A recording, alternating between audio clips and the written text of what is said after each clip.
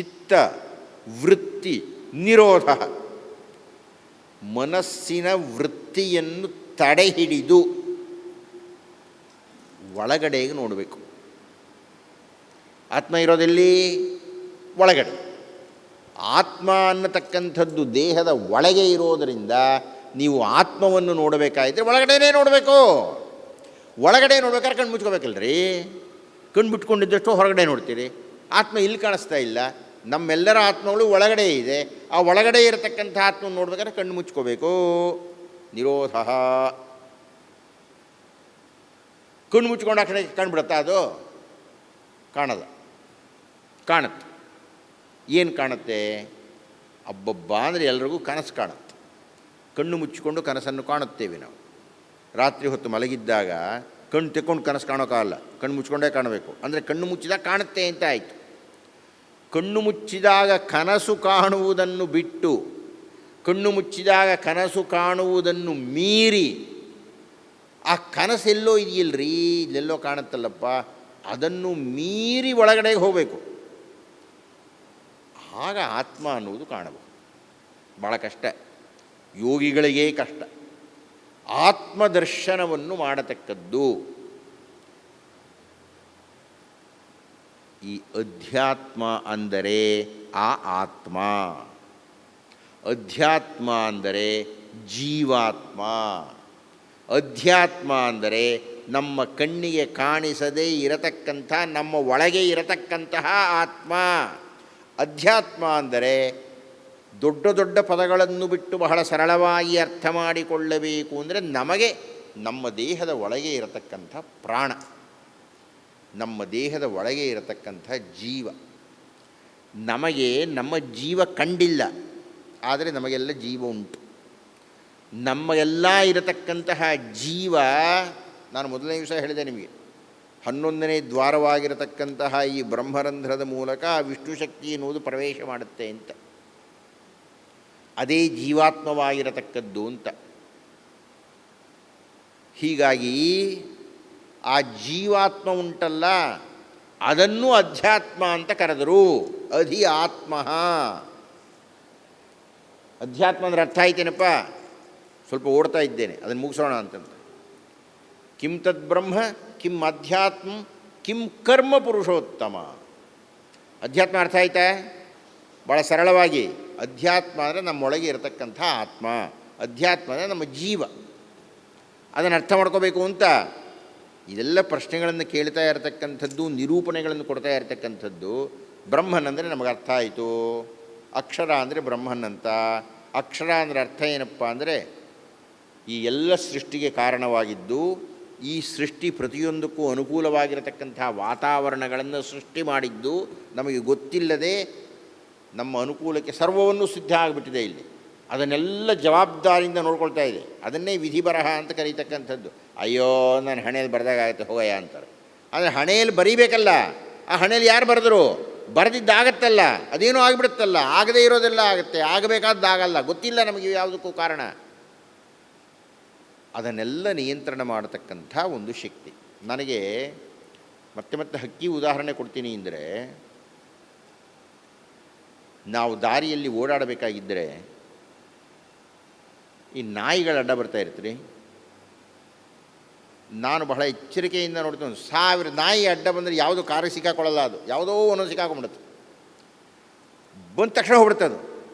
ಎಷ್ಟು ನಮಗಿನ್ನೂ ಎಚ್ಚರಿಕೆಯಿಂದ ಓಡಾಡ್ತಾ ಇರ್ತೇವೆ ನಾಯಿಗಳು. ಅದ್ಯಾಗ ಅಂತ ಆಶ್ಚರ್ಯ ಆಗ್ಬಿಡುತ್ತೆ ನನಗೆ. ಬೇಡಿ, ಹಕ್ಕಿಗಳು ಹಾರ್ತಾ ಇರ್ತಲ್ರಿ, ನೀವು ನೋಡಿ, ಗಮನ ಇಟ್ಟು ನೋಡಿ ಇದನ್ನೆಲ್ಲನೂ. ಸುಮಾರು ಒಂದು 50 ಹಕ್ಕಿ ಹಾರುತ್ತೆ ಅಂತ ಇಟ್ಕೊಳ್ಳೋಣ. ಒಂದೊಂದು ಹಕ್ಕಿದು ಬಿಡಿ, 50 ಹಕ್ಕಿಗಳು. ಭಾಳ ಎಚ್ಚರಿಕೆಯಿಂದ ನೋಡಿ. 50 ಹಕ್ಕಿಗಳು ಹೀಗೆ ಹೋಗುತ್ತೆ, ಒಂದು ಬಾಣಾಕಾರದಲ್ಲಿ ಹೋಗ್ತೀವಿ, ಹೀಗೆ ಹೋಗ್ತಾ ಇರುತ್ತೆ.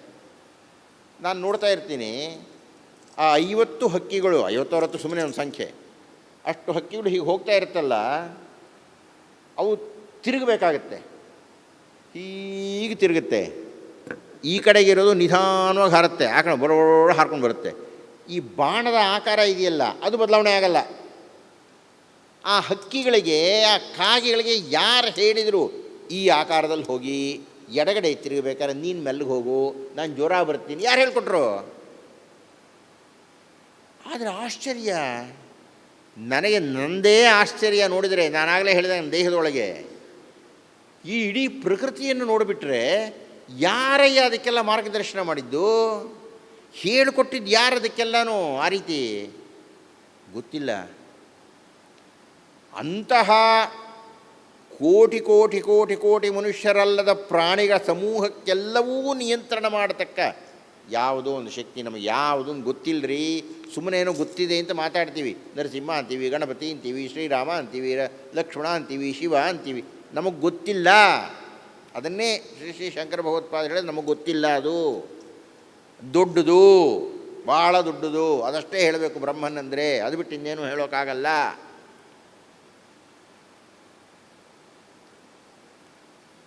ಅಂತಹ ಅಕ್ಷರ ಭಾಳ ಪ್ರಧಾನವಾದ ಅಂಶ. ಈಗ ಅಂತಹ ಅಕ್ಷರದ ಶಕ್ತಿ, ಅಂತಹ ಅಕ್ಷರದ ಶಕ್ತಿಯ ಒಂದು ಅಂಶ, ಒಂದು ಕಿರಣ, ಒಂದು ರವೆಯಷ್ಟು ಈ ದೇಹದ ಒಳಗೆ ಪ್ರವೇಶ ಮಾಡಿತು.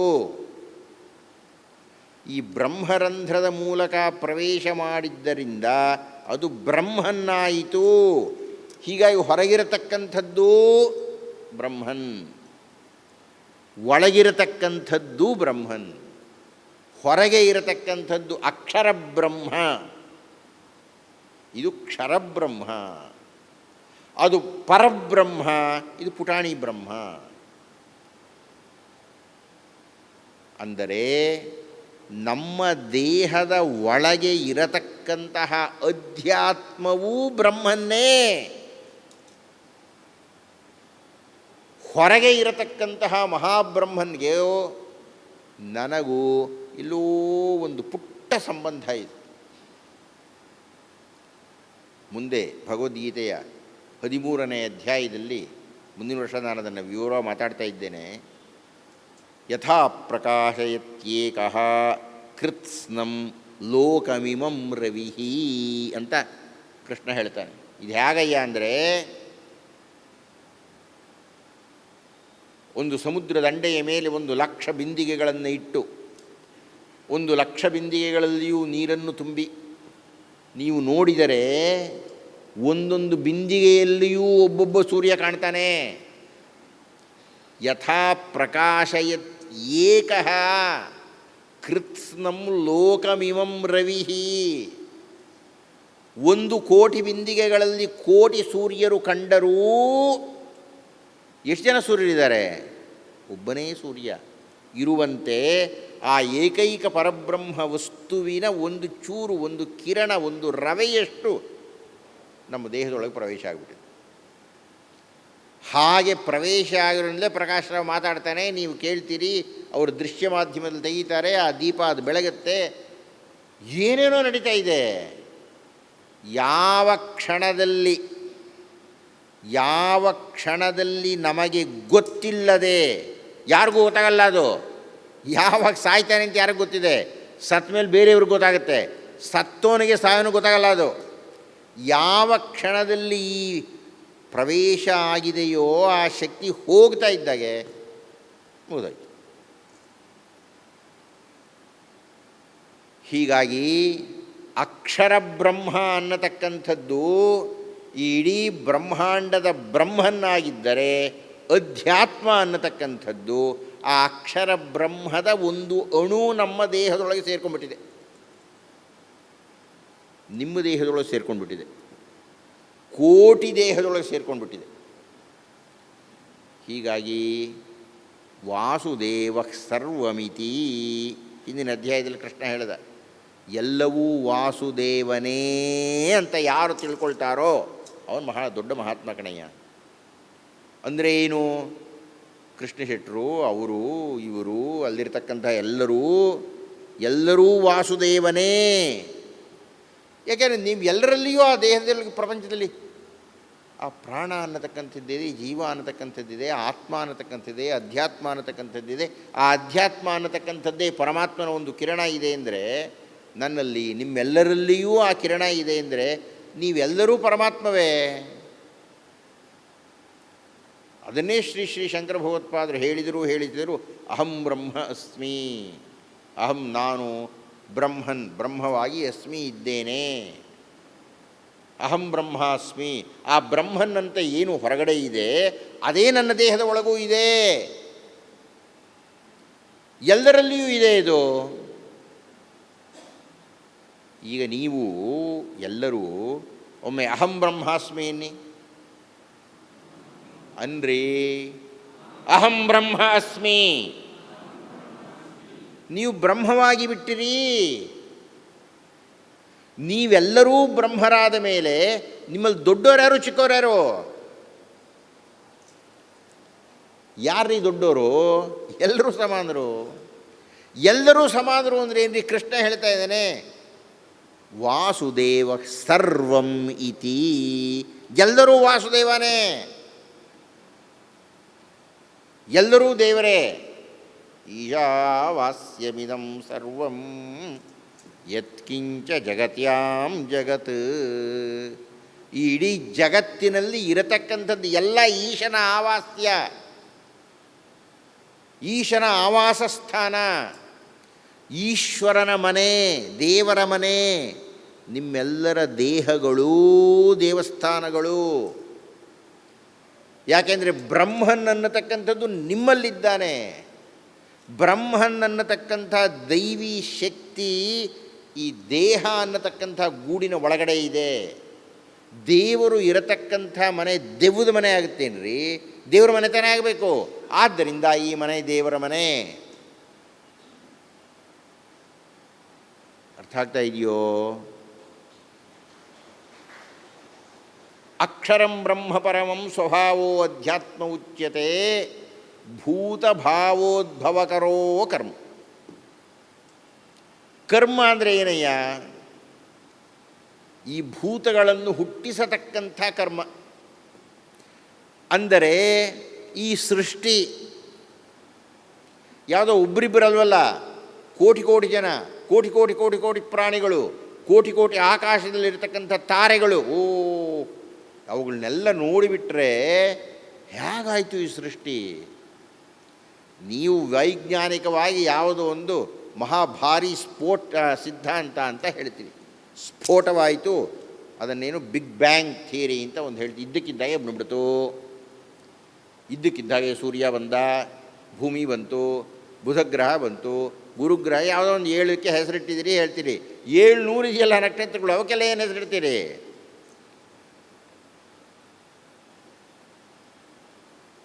ಆ ನಕ್ಷತ್ರಗಳಿಗೆ ಹೋಲಿಸಿದರೆ ಒಂದೊಂದು ನಕ್ಷತ್ರವೂ ಸೂರ್ಯನಿಂದ ದೊಡ್ಡದು. ಆ ಸೂರ್ಯನಿಗೆ ಹೋಲಿಸಿದರೆ ಜುಜುಬಿ ಭೂಮಿ. ಆ ಭೂಮಿ ನಾವು ಜುಜುಬಿ ಒಂದು ರವೆ. ಇಷ್ಟೆಲ್ಲ ಮಾತಾಡ್ತೀವಲ್ರಿ, ಆ ಶಕ್ತಿ ಎಲ್ರಿ ಬಂತು? ಅಣೋರಣೀಯಾನ್ ಮಹತೋ ಮಹೀಯಾನ್. ನಾನಿನ್ನು ಯಮಧರ್ಮರಾಯನ ವಿಷಯ ಹೇಳಬೇಕು ನಿಮಗೆ, ಕಠೋಪನಿಷತ್ ಕುರಿತು ಹೇಳಬೇಕು, ಬ್ರಹ್ಮನ ಬಗ್ಗೆ ಮಾತಾಡಬೇಕಾಯ್ತು. ಅಧಿಕರ್ಮ ಅಂದರೆ ಅರ್ಥ ಏನಯ್ಯ ಅಂದರೆ ನಮ್ಮನ್ನು ಹುಟ್ಟಿಸಿರತಕ್ಕಂತಹ ಕರ್ಮ, ಕೆಲಸ. ಬರೀ ಕರ್ಮ ಅಂದರೆ ಕೆಲಸ. ಭೂತಭಾವೋದ್ಭವೋ ಕರ್ಮ ವಿಸರ್ಗ ಕರ್ಮ ಸಂಹಿತ. ವಿಸರ್ಗ ತ್ಯಾಗದಿಂದ ಬಂದುಬಿಟ್ಟಿದೆ ಇದು. ನಾವೆಲ್ಲ ಹುಟ್ಟಿಬಿಟ್ಟಿದ್ದೇವೆ. ನಮ್ಮನ್ನೆಲ್ಲ ಹುಟ್ಟಿಸಿರತಕ್ಕಂಥ ಯಾವುದೋ ಒಂದು ಕರ್ಮ ಇದೆಯಲ್ಲ, ಅಂದರೆ ಸೃಷ್ಟಿ ಕಾರ್ಯ ಇದೆಯಲ್ಲ, ಈ ಜಗತ್ ಸೃಷ್ಟಿಯನ್ನು ಮಾಡಿರತಕ್ಕ ಶಕ್ತಿ ಯಾವುದೋ ಇದೆಯಲ್ಲ, ಅದರ ಈ ಕರ್ಮ ಅಂದರೆ ಅಧಿಭೂತಂ ಕ್ಷರೋಭಾವ. ಅಧಿಭೂತ ಅಂದರೆ ಅಧಿಭೂತಂ ಕ್ಷರೋಭಾವ. ಅಧಿಭೂತ ಅಂದರೆ ಏನು? ಒಂದು 7 ಪ್ರಶ್ನೆ ಇದೆಯಲ್ಲ. ಬ್ರಹ್ಮನ್ ಅಂದ್ರೇನು, ಅಧ್ಯಾತ್ಮ ಅಂದ್ರೇನು, ಕರ್ಮ ಅಂದ್ರೇನು, ಅಧಿಭೂತ ಅಂದ್ರೇನು, ಅಧಿಯಜ್ಞ ಅಂದ್ರೇನು, ಅಧಿದೈವ ಅಂದ್ರೇನು, ಸಾಯಬೇಕಾಗಿದ್ದ ನಿನ್ನ ಹೇಗೆ ಜ್ಞಾಪಕ ಇಟ್ಕೋಬೇಕು? ಇಷ್ಟು ಒಂದು ಕೇಳಿರೋ ಪ್ರಶ್ನೆಗಳು. ಅಧಿಭೂತಂ ಕ್ಷರೋಭಾವ. ಅಕ್ಷರ ಅಂದರೆ ಸಾವಿಲ್ಲದೆ ಇರತಕ್ಕದ್ದು. ಅಕ್ಷರ ಅಂದರೆ ಮುಕ್ಕಾಗದೇ ಇರತಕ್ಕಂಥದ್ದು. ಅಕ್ಷರ ಅಂದರೆ ಸದಾ ಸರ್ವಕಾಲವೂ ಸನಾತನವಾಗಿ ಶಾಶ್ವತವಾಗಿ ಇರತಕ್ಕಂತಹ ಶಕ್ತಿ. ಅದನ್ನು ನಾವು ಪರಬ್ರಹ್ಮ ನೋಡಿಬಿಟ್ಟಿದ್ದೀವಿ. ಕ್ಷರೋಭಾವ ಅಂದರೆ ಬಿದ್ದೋಗೋದು, ಮುರಿದೋಗೋದು, ಮುಕ್ಕಾಗೋದು, ಮುಪ್ಪಾಗೋದು, ಸತ್ತೋಗೋದು. ಅದು ಇದು ಈ ದೇಹ. ಅಧಿಭೂತಂ ಕ್ಷರೋಭಾವ. ಎಲ್ಲ ಈಗ ಭಾರತದಲ್ಲಿ ಒಂದು 120 ಕೋಟಿ ಜನ ಇದ್ದಾರೆ. ಸ್ವಾಮಿ, ಭಾರತ ಹುಟ್ಟಿದಾಗಿಂದ ಲೆಕ್ಕ ಹಾಕಿಬಿಟ್ರೆ 1,00,000 ಕೋಟಿ ಜನ ಸತ್ತೋಗಿದ್ದಾರೆ ಆಗಲೇ. ಪ್ರತಿನಿತ್ಯ ಲಕ್ಷಾಂತರ ಜನ ಸಾಯ್ತಾ ಇರ್ತಾರೆ, ಹುಟ್ಟುತ್ತಾ ಇರ್ತಾರೆ, ಸಾಯ್ತಿರ್ತಾರೆ. ಯಾರು ಈ ಕರ್ಮ, ಯಾರು ಈ ಲೆಕ್ಕ ಇಟ್ಟಿರೋರು? ಯಾವುದೋ ಒಂದು ಕಾಲದಲ್ಲಿ ಕೇವಲ ಒಂದು 3 ಕೋಟಿ 100 ಕೋಟಿ ಇದ್ದಿದ್ದು ಈಗ ಅಷ್ಟು ಕೋಟಿಗಳಾಗ್ಬಿಡ್ತು. ನಾವು ಮೊನ್ನೆ ನೋಡ್ದಾಗಿದೆ, ಒಂದು 100 ಕೋಟಿ ಆಯಿತು ಭಾರತದಲ್ಲಿ, 100 ಕೋಟಿ ಆದಮೇಲೆ ಮೊಟ್ಟ ಮೊದಲನೇ ಮಗು ಹುಟ್ಟಿದ್ದಿದ್ದು ಅಂತ. ಅದು ಹೇಳಿ ಇಷ್ಟೊತ್ತಿಗಾಲೇ 110 ಕೋಟಿ 120 ಕೋಟಿ ಆಗೋಯ್ತು. 120 ಕೋಟಿ ಆಯ್ತಲ್ಲ, ಈ 100 ಕೋಟಿ ಎಲ್ಲಿತ್ತು ಹಾಗಾದರೆ? ಯಥೋ ವಾ ಇಮಾನಿ ಭೂತಾನಿ ಜಾಯಂತೆ. ಪ್ರಶ್ನೆ ಅದು, ಭೃಗುವಿಗೆ ಕೇಳಿದ ಪ್ರಶ್ನೆ.